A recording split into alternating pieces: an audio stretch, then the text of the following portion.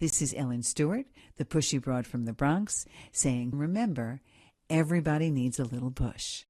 From the pushy broad from the Bronx, New York. Welcome, Transformation Talk Network listeners. My name is Ellen Stewart, and I am the pushy broad from the Bronx. Welcome to my show, Recovery Recharged, where I share advice and support from experts in addiction and recovery. And today I have a very special episode that is very near and dear to my heart. We are talking about something that is controversial in addiction, and I'm going to tell you why. Because we're talking about spiritual science, recovery, and real change. There are so many clients that come to me and say to me, I don't understand recovery and I am not a 12-step person because that's a religious program and I can't get behind any spirituality whatsoever. And if I mention the God word, everybody's thrown into a tizzy. If I mention spirituality, all they think of is it doesn't apply to me. And the opposite end is sometimes people don't see beyond the spirituality to the science of spirituality. And that's why I have an expert today. We're going to take a look at the inner vibration of spiritual science and how it blends with recovery and produces real change. So, my expert today is a very wonderful person, and I think she's going to become a really good friend of mine. Her name is Kathryn Richer, and she is a licensed spiritual practitioner with the Centers for Spiritual Living. She's trained in ethical spiritual counseling and a powerful method called spiritual mind treatment. So, I can't wait to hear all about that. Okay.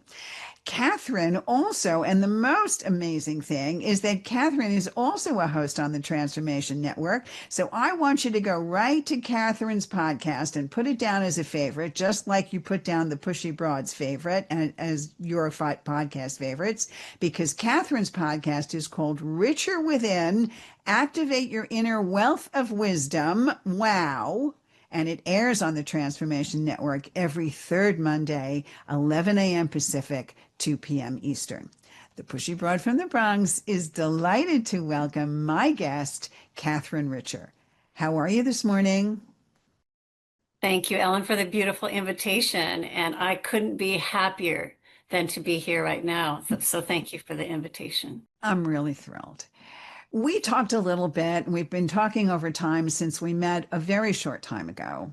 And what struck me is that you have a personal recovery message that ties in with spirituality. And you explained that you would be kind enough to share it with us on the air. So let's just talk a little bit about your personal recovery journey that led you to be spiritual and, of course, led you to Richer Within. I would actually say that it was Richer Within that led me to it. Okay. Because Richer Within is really about listening to our inner guidance. And we all have it in many forms. And I had dreams about alcohol inhibiting my future. I knew it in my body.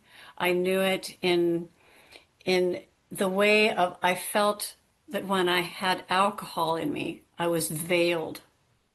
There was a veil between me and what I consider to be the energy and the essence of life and my ability to express that. And after many years of recreational verging on alcohol abuse, it became more and more clear to me that that was not in alignment with my spiritual path or my spiritual work and work with people.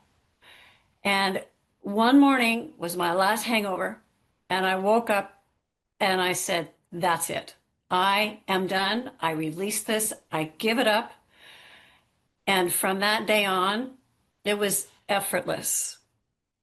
So you decided that at your core, there was a stronger spirituality that was taking place. And having this personal journey was really, really difficult because I also struggled with alcohol as well. And in order to make a decision to stop, I didn't wake up one morning and say, I'm done.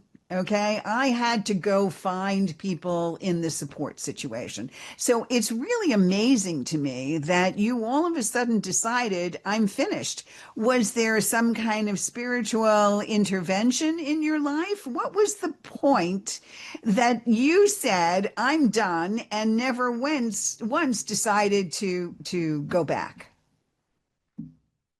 One day in the shower, because I was realizing I was trying to minimize alcohol intake.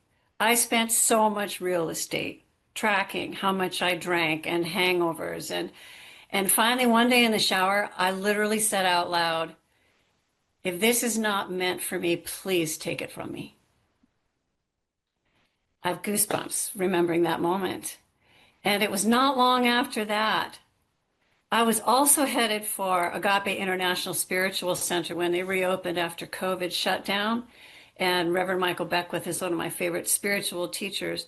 And I, I wanted to be just crystal clear. And I was going the next day. I was at a wedding when I woke up and said, that's it. I am done. And there was booze everywhere the whole weekend.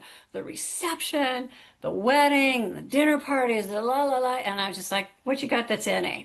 No problem. I wasn't even tempted. Not a drop. And so I am also very, very grateful. I will also say that one of the things that I did use were some uh, hypnotic how would you say it? Influences? Well, yes, when I went to sleep, there's the underlying message to the music, and I used those for a while because I really had no idea how it was going to go. Okay, you're talking about what we used to call, or maybe still call, neurolinguistic programming. Okay, neurolinguistic programming is the message behind the message, and that is kind of hypnotic, with music over it. Okay, so there's a couple of things you said that I can certainly relate to. First of all, I used to quote Prince and say I was always in a purple haze. So for me, it wasn't so much the alcohol, but it certainly was the marijuana. Okay, biggest pothead on the planet, or at least on the East Coast. Okay, for sure. And and so I always felt that I was in this purple haze. And then you came to this kind of almost like message, and you say something on your website about you went from uncertainty to clarity. Okay, you got out of the fog, right? From fear to expectancy. Can you tell us what that means to you, those words? I lived in a lot of fear that I wasn't aware of until afterwards of, gosh, what happens if a client calls at 9 o'clock at night and I've had 3 glasses of wine? What happens if, oh, I can't drive now? Or, gosh, I have had 1 glass of wine and I am going to drive. Is that going to be okay? There was a lot of fear around those types of things and what would happen as a result. And then that was gone. And that's called freedom, right? That is freedom. No longer have to pay Uber drivers either. So it's easy on the wallet. Right, exactly. And I'm sure, yes. And you had Uber at that time. And also, we're in the throes of COVID. So I had talked many, many times on my show about the fact that during COVID, people were isolating, which made it especially difficult because people were eating more, people were drinking more, people were doing drugs. The whole idea of concierge service, right? The groceries came to the door, toilet paper came to the door, alcohol came to the door. So you certainly could have done that in isolation. So it took a very strong sense. And for you, it was a spiritual sense to be able to stand strong. Okay, so now let's talk about your passion a little bit. Let's talk about what you mean about the science of spiritual practice. Tell us how you feel about spirituality and how it's such a great movement in your life. Does that mean religion? Does that mean God? I know, we want to know personally how it's affecting you. I have always had a sense of something greater than myself, and yet was me at the same time, a relationship, right? I grew up Episcopalian, and then I became Episcopalian, and then I did goddess circles, and then I found science of mind, which resonated with me because it's a philosophy and it's a way of life that is about how thoughts literally become things. And there's a lot more to that. That's the simple part. And that we take full control, not control. I take full responsibility of my life. And I've also practiced yoga for decades. And my spiritual practitioner training, a big component of that was something that I struggled with was sit your butt down and meditate. Sit in the silence because I'm very active. And I love learning and I love being active and I'm outdoors and I'm playing and to sit down was really a game changer because that's when I came more deeply in touch with my inner wisdom and my inner voice, which had always been there. It's just more easily accessible for me in the silent moments and when I calm myself. And so the science that's connected with that is related to the nervous system. And the meditation is calming to the nervous system.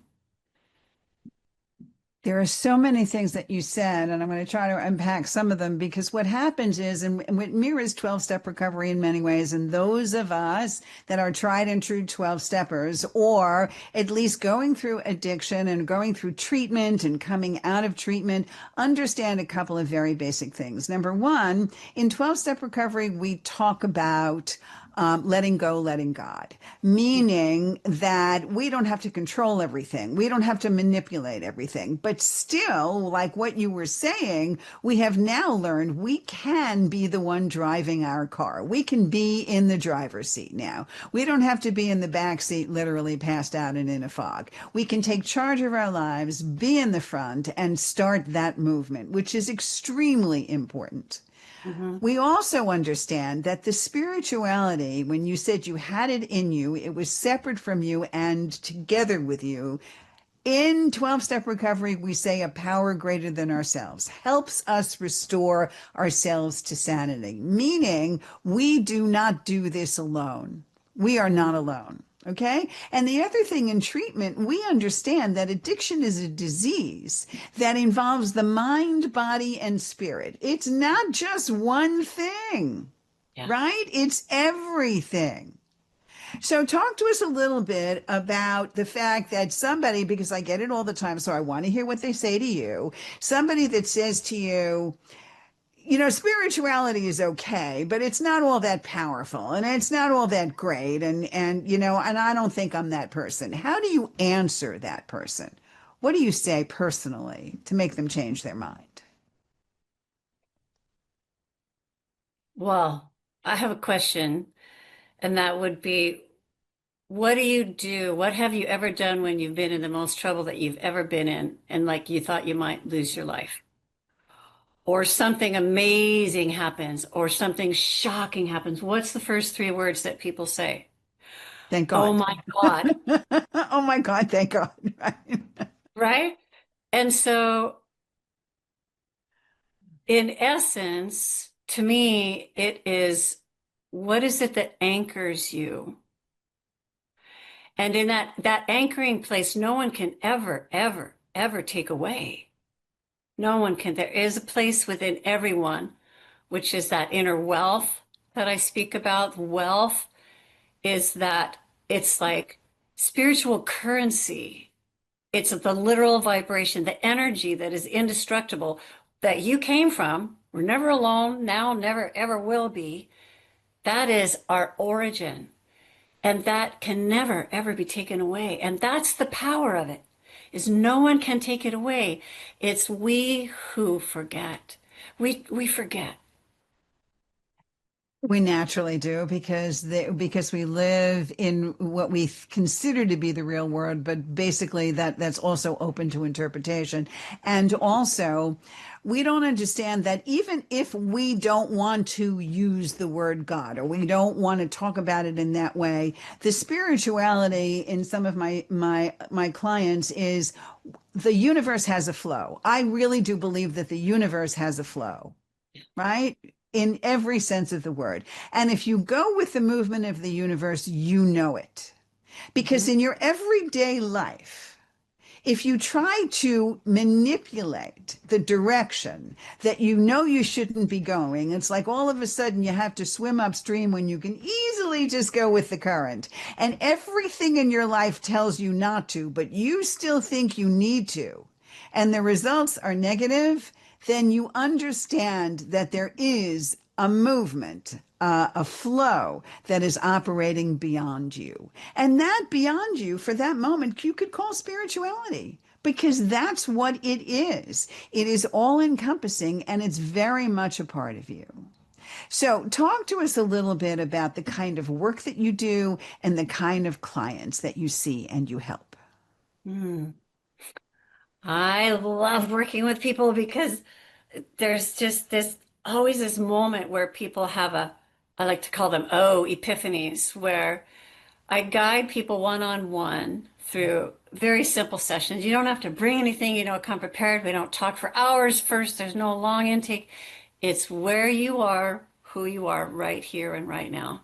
And I lead in with a calming practice to regulate our nervous systems together, and then learn and listen really deeply for words that indicate a person's state of consciousness and where they might be blocking their own good.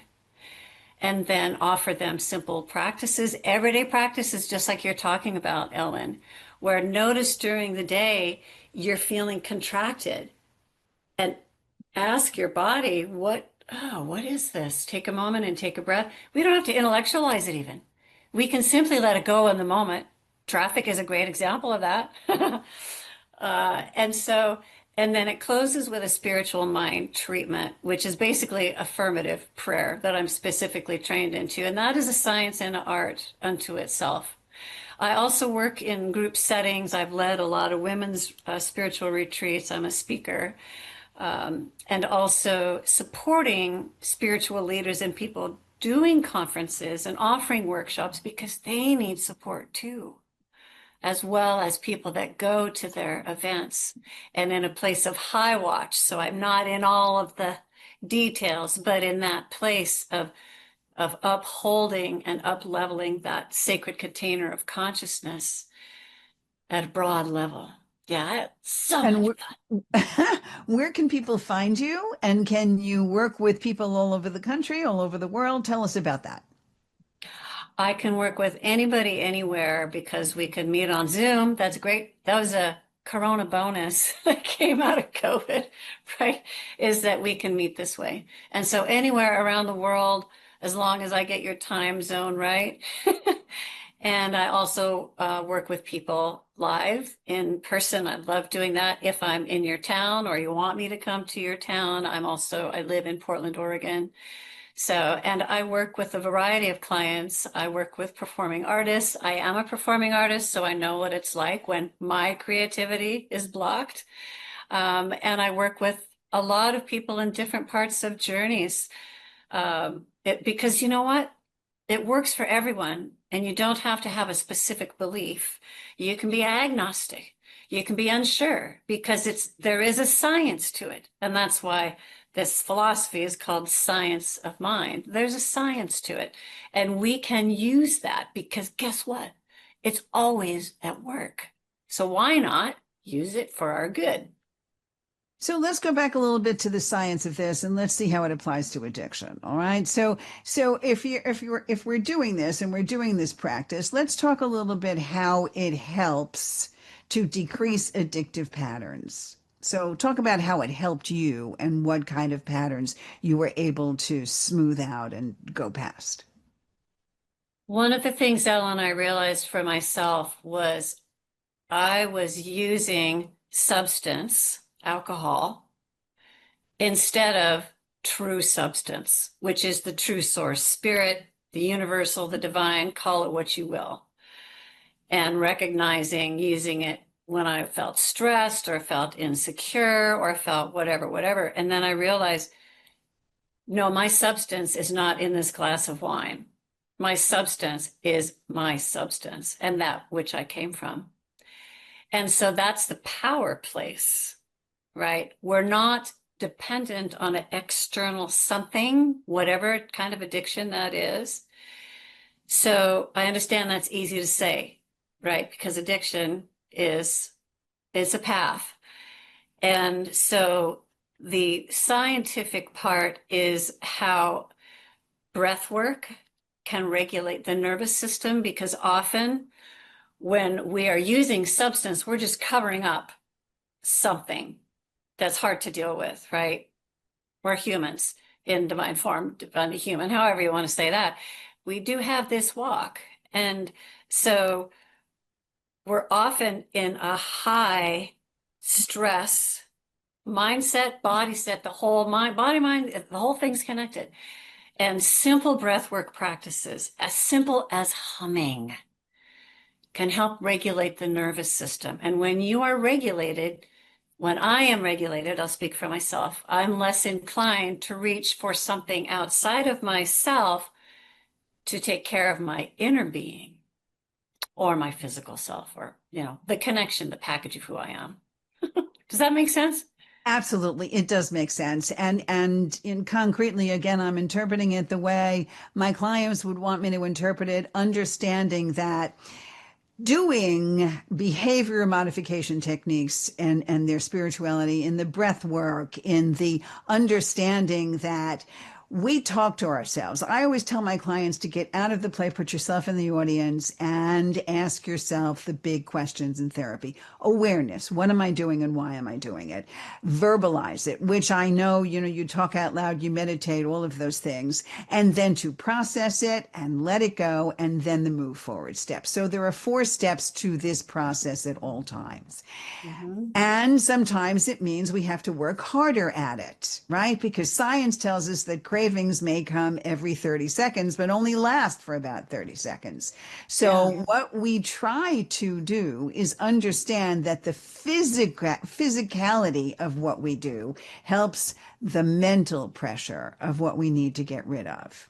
So by saying the breath work and doing all kinds of other things, we move towards clarity, we move towards help, we move towards the ability to not spin in circles, not to feel immobilized, not to feel paralyzed, and to what every recovering addict wants, and that's to be high on life rather than be high on mood-altering substances, Yes, correct? yes, yes, absolutely. May I say one more thing about the mind? The power of the mind is understated. And affirmations, simple, out loud affirmations, repeatedly, literally change our neural pathways. So the more that one is able to catch oneself in a pattern of negative thinking, self-criticism, catch it, kind of like a pancake that starts to burn on the stove, you got to flip it, right, to its opposite, if you can get there, right? Sometimes you just take the pancake off and just chill. Like the feelings, like you said, 30 seconds, they disappear. And so anytime that I am able to catch myself and say, okay, I know who I am. I know what I'm here for. I am more than worthy. I am brilliant. I am magnificent. I am unique. I am here on purpose. I am courageous. And I always, always have my inner being as my first source. Over and over and over and over. Then it becomes more natural that those are the things you think, because our brains are very malleable. Exactly. And, yeah. Exactly. And this is if you take a look and you see what we're talking about and you listen to some of the things that are even streaming, the neuroscience of changing your brain, having the ability to rewire for positive. I tell my clients that at every single moment we're feeling down, we're feeling negative, we can choose to put positivity and positive thoughts, positive affirmations, positive gratitude. Positivity really does change it, not only by thinking it, but absolutely saying it out loud so that we're hearing ourselves say it and we're also saying it to the universe and talking out loud in that way. Okay, so let's move on a little bit. Talk to me a little bit more about wow and exactly how someone can incorporate that in their lives. So, WOW is an acronym to me that is the wealth of wisdom. And that's what I'm talking about, our inner wealth, that currency that we all have within us and is unique to us. And it is things like feelings, like we've been talking about, emotions. Think of those as wisdom because they are really are, there are little antennas to help us know where we are and where we might choose to go. Intuition. We have the body wisdom. Many of us have dreams. I have had prophetic dreams. I can't even begin to tell you the dreams that I've had, including dreams about alcohol, including someone was going to deliver a very special package for me for an opportunity, but I knew that they couldn't because I was still drinking. I dreamed that. Anyway, and then the meditation is a gateway as well. And so it's really individual, and yet it's accessible to everyone because you are you and I am me. We each have our special treasures, our special gifts. Some people have a deeply gifted in compassion. I mean, you don't have to be a superstar. We're all stars. We come from the stars, literally. We're born of the stars. And we're individualized. And so some people are extremely intelligent in science. Some people are extremely intelligent in deciphering animal sounds. Or we each have these talents, and these are our special gifts to hone within ourselves and share with the world, right? Because none of this is just about us. You're absolutely right. And that really encompasses a whole wealth of wisdom and spirituality combined. And if you want to know more about all of this, I need you to tune in to the Transformation Network and I need you to listen to Richer Within with Kathryn. Activate your inner wealth of wisdom, which I think is the wow factor. Kathryn, I cannot thank you enough for being with us today and sharing what we say in the rooms is your experience, strength, and hope. I am so delighted to have you. Please come back and visit us anytime. This is the Pushy Broad from the Bronx saying thanks for listening, and we'll see you next time. She's the pushy broad from the Bronx, New York. Follow her voice, a stray dog is nice. She's a pushy broad from the Bronx, oh yeah. Don't be surprised if you wanna listen twice. Make decisions, find the right choice. Know yourself better, find your own voice. It's okay if you need help today, cause everybody needs a little push. From the pushy broad from the Bronx, New